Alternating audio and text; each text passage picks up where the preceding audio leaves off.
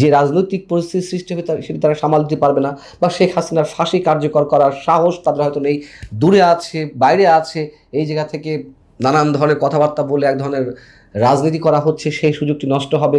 ভারতের বিরুদ্ধে যেই উচ্চবাচ্য করা হচ্ছে সেটিও হারিয়ে যাবে যদি শেখ হাসিনা ফেরত আসে। সেটিও বর্তমান বাংলাদেশে যারা রাজনৈতিক মঞ্চে আছে তারা সহ সরকারে যারা আছে তারা কেউ চায় না।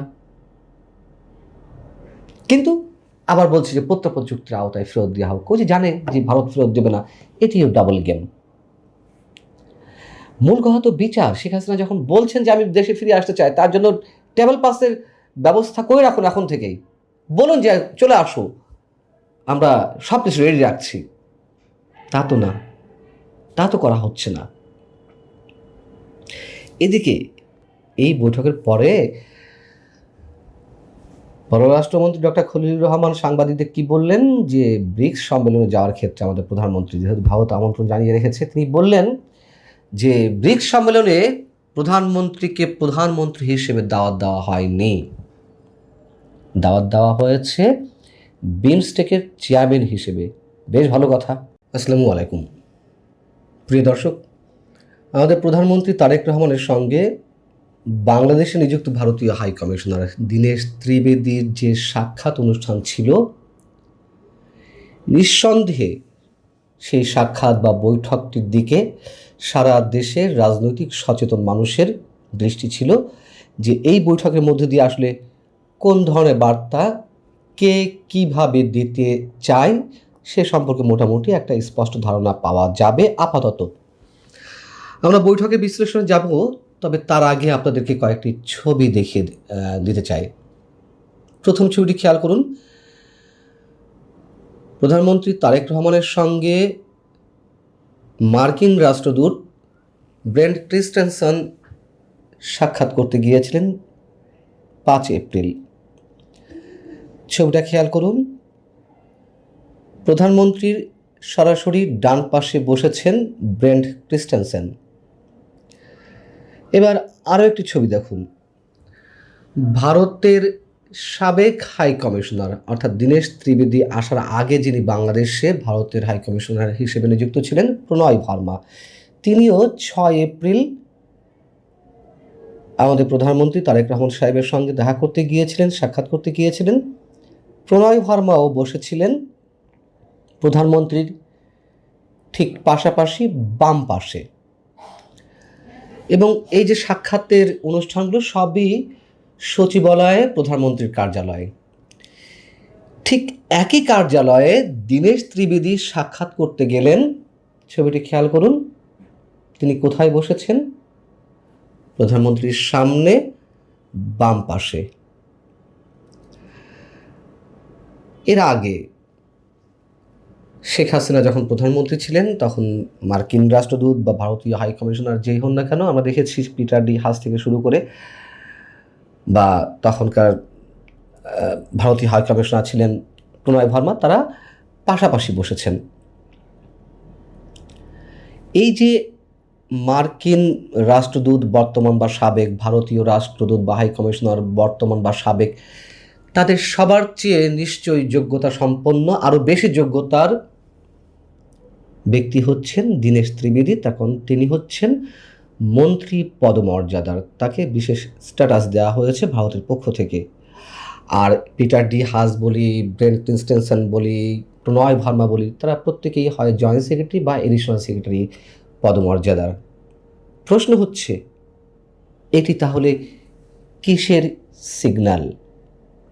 এবং যে সিগন্যালটি সরকার দেওয়ার চেষ্টা করেছে যে ভারতের চোখে চোখ রেখে আমরা কথা বলতে চাই, অবশ্যই শুধু ভারত নয়, মার্কিন যুক্তরাষ্ট্র থেকে শুরু করে তামাম দুনিয়ার প্রত্যেক রাষ্ট্রের সঙ্গে আমরা সমতার ভিত্তিতে, ন্যায্যতার ভিত্তিতে সম্পর্ক স্থাপন করতে চাই, চোখে চোখ রেখে কথা বলতে চাই। কিন্তু যেটি বাস্তবতা আমাদেরকে স্বীকার করতে হবে, আমাদের আত্মসমালোচনা করতে হবে। দীনেশ ত্রিবেদীর যে সিটিং ব্যবস্থা, সেটির মধ্য দিয়ে কি আসলেই আমাদের দক্ষ ডিপ্লোমেসির পরিচয় ফুটে ওঠে, নাকি শুধুমাত্র দেখানোর জন্য দেখানো যে আমরা চোখে চোখ রেখে কথা বলতে চাই? কয়েকদিন আগে শেখ হাসিনা দিল্লিতে বসে ওপেন যে সংবাদ সম্মেলনে অডিওর মাধ্যমে তিনি যুক্ত হলেন, এটি তার প্রতিক্রিয়া? যদি সেটি হয়ে থাকে, সেই প্রতিক্রিয়া জানানোর তো নিশ্চয়ই অনেক ধরনের ভাষা আছে, অনেক ধরনের উপায় আছে। এভাবে কেন? যেভাবে বলুন না কেন, এটি কোনো সুষ্ঠু ডিপ্লোম্যাসি নয়। এবং এই জায়গা থেকে যদি শুরু করি যে আসলে তাহলে আমাদের প্রধানমন্ত্রী তারেক রহমান এবং দীনেশ ত্রিবেদীর মধ্যে যে বহুল কাঙ্ক্ষিত বৈঠকটি বা সাক্ষাৎ অনুষ্ঠানটি, সেটি কতটা সফল হলো? সফল তো হয়নি, বরং দু দেশের পক্ষ থেকে আমার মনে হচ্ছে আপাতত যে এক ধরনের কড়া বার্তা। সেটি কীভাবে? এবং এটুকু নিঃসন্দেহে বলা যায় যে সফল তো নয়, বরং ব্যর্থ হয়েছে। দুই দেশই শেখ হাসিনা ইস্যুতে অনড় থেকেছে। দুই দেশই ডাবল গেম খেলছে। যদি কেউ বলে থাকেন ভারত ডাবল গেম খেলছে, আবার বলা যায় বাংলাদেশও ডাবল গেম খেলছে। কিন্তু এই যে ডাবল গেম খেলার বিষয়টি, সেই ডাবল গেমের পক্ষে কার কতটা যুক্তি থাকতে পারে পরোক্ষভাবে, সেটিও আমাদের বিবেচনার বিষয়। নিঃসন্দেহে দীনেশ ত্রিবেদীর যে সাক্ষাৎ অনুষ্ঠানটি আমাদের প্রধানমন্ত্রীর সঙ্গে, সেখানে প্রধান ইস্যু হয়ে উঠেছিল শেখ হাসিনাকে ফিরিয়ে দেওয়ার বিষয়টি। সেটি প্রাধান্য পেয়েছে। এখন বাংলাদেশের পক্ষ থেকে বারবার বলা হচ্ছে যে প্রত্যর্পণ চুক্তির আওতায় শেখ হাসিনাকে ফেরত দিতে হবে। হয়তো দীনেশ ত্রিবেদীও এই সাক্ষাৎ অনুষ্ঠানের গতানুগতিক ধারায় তিনি বলেছেন যে আমি আমার ঊর্ধ্বতন কর্তৃপক্ষের সাথে কথা বলবো, এটাই বলার কথা। তখন শেখ হাসিনাকে ফেরত দেবে না, শেখ হাসিনাকে বাংলাদেশের হাতে প্রত্যর্পণ চুক্তির আওতায় তুলে দেওয়া হবে না, এটি ভারত বারবার বুঝিয়ে দিচ্ছে, না বোঝার কোনো কারণ নেই। এবং বিএনপিও জানে যে ভারত কোনো অবস্থাতেই শেখ হাসিনাকে বিসর্জন দেবে না, শেখ হাসিনা ইস্যুতে কোনো ধরনের ছাড় দেবে না, তার বাক স্বাধীনতায় কোনো ধরনের হস্তক্ষেপ করবে না। এবং এই যে বাক স্বাধীনতায় হস্তক্ষেপ করবে না, এটি খোদ ভারতের প্রধানমন্ত্রী নরেন্দ্র মোদী ডক্টর ইউনূসকে জানিয়ে দিয়েছিলেন। ডক্টর ইউনূস যখন প্রধান উপদেষ্টা ছিলেন, তখন 2024 কিংবা 2025-এর দিকে থাইল্যান্ডে বিমস্টেক সম্মেলনে সাইড লাইনে বৈঠক হলো মানে আমাদের প্রধান উপদেষ্টা ডক্টর ইউনূস আর ভারতের প্রধানমন্ত্রী নরেন্দ্র মোদীর মধ্যে। সেখানে এই ইস্যুটি আবার তোলা হয়েছিল এবং এটাই মুখ্য ছিল, শেখ হাসিনা ইস্যু। এবং তিনি যে কথাবার্তা বলছেন বিভিন্ন মিডিয়ায় বা অনলাইনে দলীয় নেতাকর্মীদের সঙ্গে, তাকে চুপ রাখতে বলা হয়েছিল ডক্টর ইউনূসের পক্ষ থেকে। কিন্তু নরেন্দ্র মোদী স্পষ্টভাবে জানিয়ে দিয়েছিলেন যে এটি সম্ভব নয়, ভারত কারো স্বাধীনতায়, বাক স্বাধীনতায় হস্তক্ষেপ করে না। এবং প্রত্যর্পণ চুক্তির আলোকে যে ভারত ফেরত দেবে না, সেই ক্ষেত্রেও তো তাদের পক্ষে যথেষ্ট যুক্তি আছে। যেই প্রত্যর্পণ চুক্তির আওতায় বাংলাদেশ বারবার শেখ হাসিনাকে ফেরত চাইছে, সেটি ইউনূস সরকার হোক বা তারেক রহমান সরকার হোক, সেই প্রত্যর্পণ চুক্তিতে কি রয়েছে? আবারও বলি, পুরনো কথা, তার মধ্যে একটি ক্লজ স্পষ্টভাবে উল্লেখ রয়েছে, যদি কেউ কোনো রাষ্ট্রে আশ্রয় নেয়, আশ্রয় দানকারী রাষ্ট্র যদি মনে করে বা তিনি যদি বন্দির আওতায় পড়েন, সেই বন্দির ক্ষেত্রে তার দেশে বিচার হচ্ছে রাজনৈতিক প্রতিহিংসার জায়গা থেকে, তাহলে সেই রাষ্ট্র, আশ্রয় দানকারী রাষ্ট্র, সেটি ভারত হোক বাংলাদেশ হোক, আশ্রয় দানকারী রাষ্ট্র সংশ্লিষ্ট বন্দীকে ফেরত নাও দিতে পারে। এখন ভারতের জন্য তো শেখ হাসিনা অবশ্যই দরকার, এটি ভারত বারবার প্রমাণ করে দিচ্ছে। এবং তারা মনে করছে শেখ হাসিনার বিরুদ্ধে যে ব্যবস্থা বা যে বিচারিক প্রক্রিয়া চলছে, সেটি রাজনৈতিক প্রতিহিংসা থেকে। সো তারা তো দিবে না, এটি একটি ছোট্ট শিশুও বোঝে। দ্বিতীয়ত হচ্ছে যে শেখ হাসিনা তো সেখানে বন্দী হিসেবে নেই, তার স্ট্যাটাসটি কি, কোন স্ট্যাটাসে তাকে রাখা হচ্ছে ভারতের সবার প্রশ্ন। ভারত স্পষ্টভাবে কিছু না বললেও বারবার তারা বলছে, স্পষ্টভাবে বলছে শেখ হাসিনা তাদের সম্মানিত অতিথি। বাংলাদেশের সেনাবাহিনীর পক্ষ থেকে তো শেখ হাসিনাকে রেখে দেওয়া হয়েছিল, ভারতে রেখে আসা হয়েছিল, বন্দী হিসেবে তিনি যাননি, বন্দী হিসেবে তাকে আটকও করা হয়নি। তাহলে ওই প্রত্যর্পণ চুক্তির আলোকে কিভাবে বাংলাদেশ ফেরত চায় বা ভারতও ফেরত দিবে। এখন ভারত ডাবল গেম খেলছে, এটি সত্য কথা। তারা এইসব জায়গায় যুক্তিতে ঠিক আছে। আবার শেখ হাসিনা যে কথাগুলো বলছেন, বক্তব্যগুলো দিচ্ছেন, যে ইন্টারভিউগুলো দিচ্ছেন আন্তর্জাতিক গণমাধ্যমে, সেটি তো নিশ্চয়ই ভারত সরকারের অনুমতি ছাড়া একটি শব্দ শেখ হাসিনা বলছেন না, এটিও আমরা বুঝি। সো এক্ষেত্রে ভারতের ডাবল গেম আছে, এটা সত্য কথা।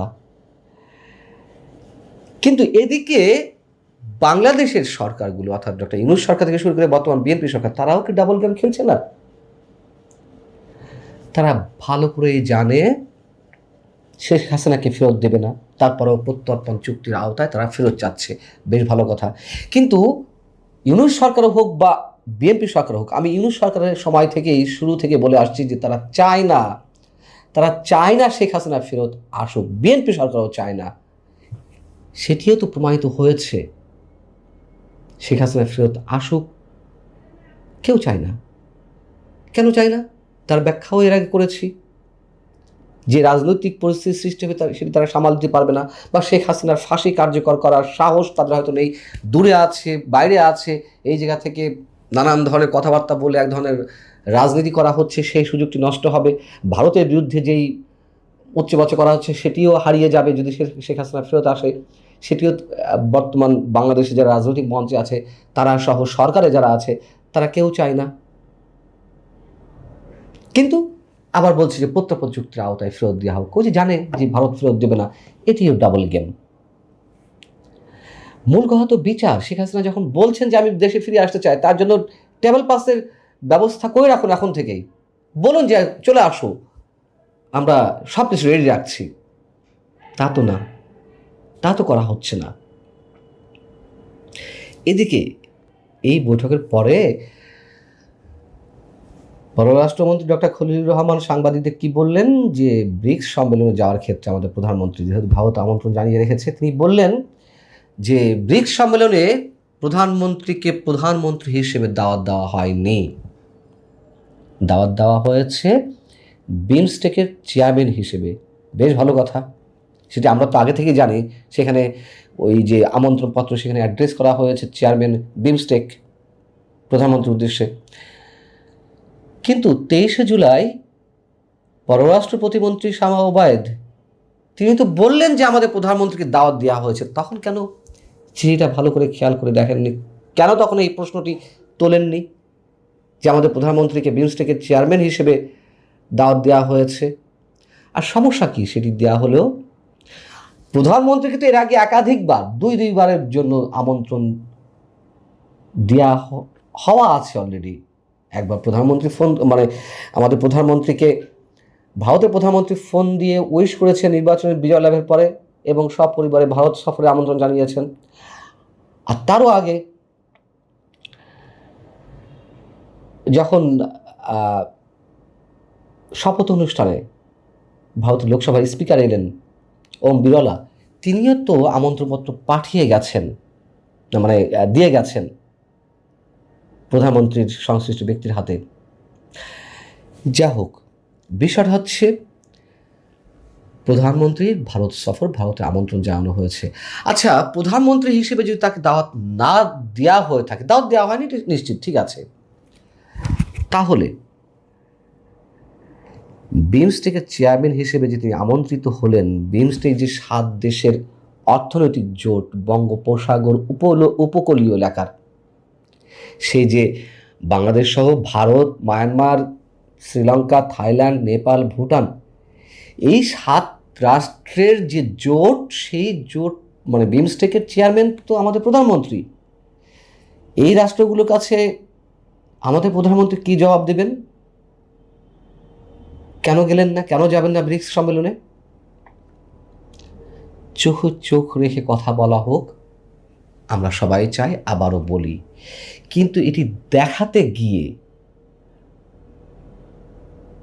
ব্যক্তিগত জায়গা থেকে হোক বা রাজনৈতিক সুবিধার জায়গা থেকে হোক, পুরো রাষ্ট্র বিপদে পড়ুক, বিড়ম্বনার শিকার হোক, নিশ্চয়ই আমরা সেটা চাইব না। ভালো থাকুন সবাই, আল্লাহ হাফেজ।